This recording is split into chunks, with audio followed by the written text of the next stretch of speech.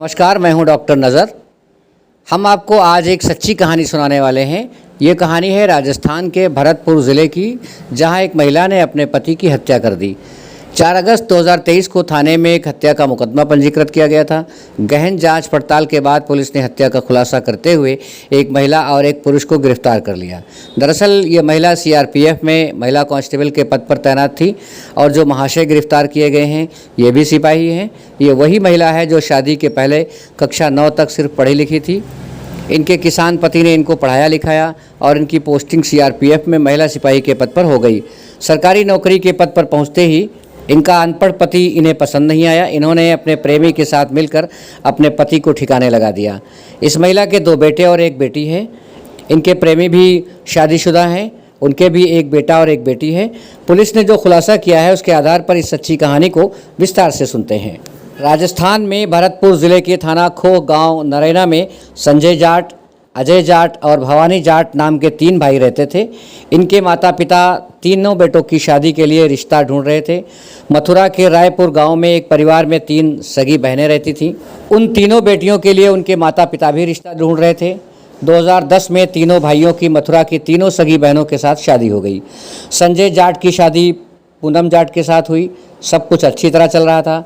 शादी के बाद एक दिन पूनम ने संजय जाट से कहा कि मैंने कक्षा 9 तक पढ़ाई की थी, आगे और भी पढ़ना चाहती थी। इस पर पूनम के पति संजय जाट ने कहा कि मैं तो पढ़ाई नहीं कर पाया, मैं खेती करता हूँ, मुझे इसी काम में बहुत अच्छा लगता है, पर अगर तुम पढ़ना चाहती हो तो तुम्हें पढ़ाई करवाऊँगा जितना तुम पढ़ना चाहोगी।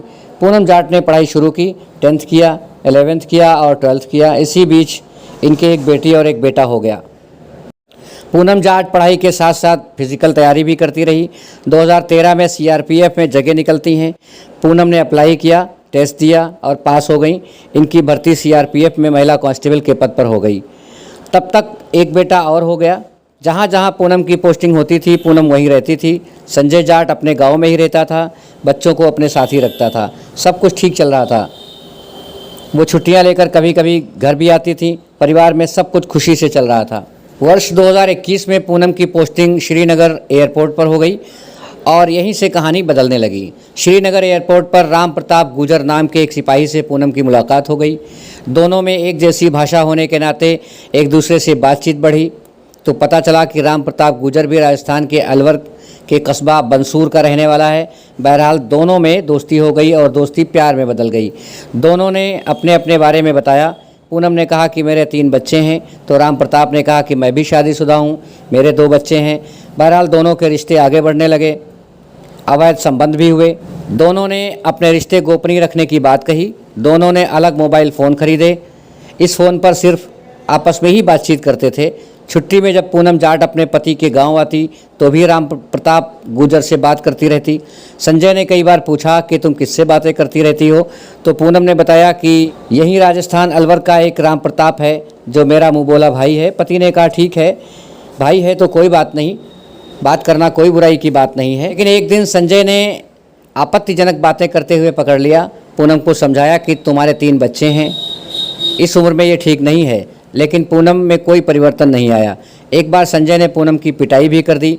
पूनम ने फ़ोन पर राम प्रताप गुजर को पिटाई की सारी बात बताई और पति संजय को रास्ते से हटाने की योजना बना डाली। पूनम का ट्रांसफ़र दिल्ली में एक मेट्रो स्टेशन पर हो जाता है। 31 जुलाई को पूनम का पति अपने गांव से अकेला पूनम से मिलने पहुंच जाता है तो पूनम ने पति से दूर खड़ी एक गाड़ी में बैठकर इंतज़ार करने को कहा।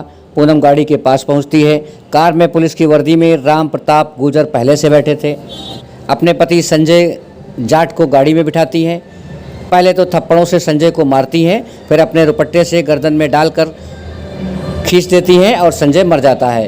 पूनम वापस अपनी ड्यूटी पर आ जाती हैं। राम प्रसाद गुजर संजय के शव को आगे की सीट पर ऐसे बिठाता है कि जैसे कोई बैठा सो रहा हो।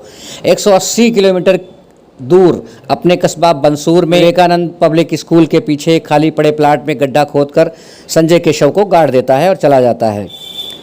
पता चला कि राम प्रसाद गुजर 20 दिन की छुट्टी लेकर नागालैंड से संजय को रास्ते से हटाने के लिए आया था। उधर संजय के पिता मनीराम ने पूनम को फ़ोन से पूछा कि संजय पहुंचा, तो पूनम ने कहा नहीं, यहाँ तो संजय नहीं आया। पिता ने संजय को ढूंढना शुरू किया और 1 अगस्त को दिल्ली पहुंच गया। पूनम से कहा कि तुम्हारा पति लापता हो गया है, उसे ढूंढने में मदद करो।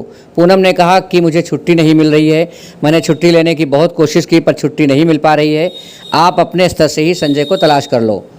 संजय के पिता ने सीओ सीआरपीएफ से मुलाकात की और कहा कि पूनम का पति गायब हो गया है, उसे छुट्टी नहीं दी गई। सीओ ने कहा नहीं, पूनम ने कोई छुट्टी नहीं मांगी, अगर वो छुट्टी मांगती तो छुट्टी ज़रूर मिल जाती। 4 अगस्त को पिता मनीराम ने गुमशुदगी की एफआईआर दर्ज कराई, जिसमें पुलिस ने अपने स्तर से जांच की तो ये खुलासा हुआ। बहरहाल पुलिस ने पूनम और राम प्रताप गुर्जर को गिरफ्तार कर लिया है, अग्रिम कार्रवाई की जा रही है।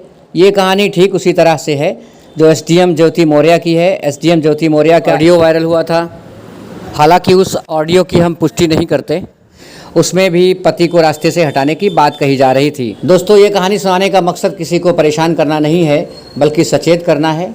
सावधान रहिए, सुरक्षित रहिए। इस एपिसोड में बस इतना ही। नमस्कार।